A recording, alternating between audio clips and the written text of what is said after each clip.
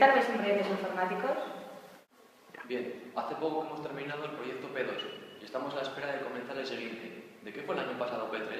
En P3 tuvimos que hacer un sitio web con material gráfico explicativo de algunos de los conceptos más importantes de la dirección de proyectos e incorporar una sección para recoger información sobre el usuario que nos visita.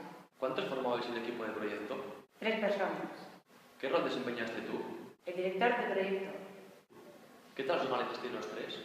La verdad es que bastante bien, pero hay que ser consciente de que cuanto más grande sea el equipo, es más complicado para el director organizar el trabajo de todos y por eso hay que ser muy cuidadoso en todas las fases del proyecto, sobre todo en la planificación.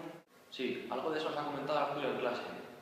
Lo primero que hicimos nosotros, tras constituir el equipo, fue leer atentamente el enunciado y asegurarnos de lo que entendíamos bien. ¿Y luego os pusisteis con la planificación? Sí, pero para hacerla bien, antes hay que saber interpretar muy bien los requisitos del proyecto. Por eso los leímos y recopilamos y anotamos todas las dudas que teníamos antes para preguntárselas al representante del cliente en una reunión que tuvimos después.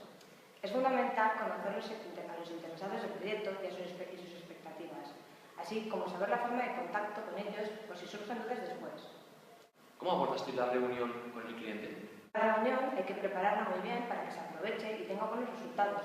Previamente nos reunimos los miembros del equipo para elegir al portavoz que hablaría con él y estudiar las preguntas que le harían.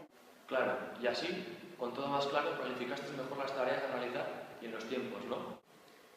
Eso es. Así, después pudimos definir la línea de base del proyecto, sabiendo con mayor precisión lo que quería el cliente. Realizamos la EDT y su diccionario explicando las tareas a realizar.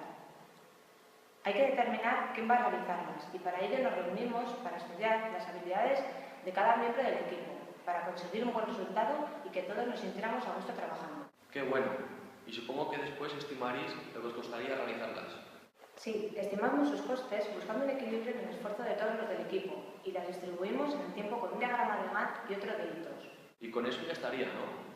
Falta algo, determinar las herramientas con las que se van a comunicar los miembros del equipo y las que se utilizarán para compartir las tareas que se vayan haciendo. Es muy importante que todos se comprometan a utilizarlas, ya que si no, pueden surgir problemas durante la ejecución del proyecto. ¿Cómo os organizasteis en la fase de ejecución?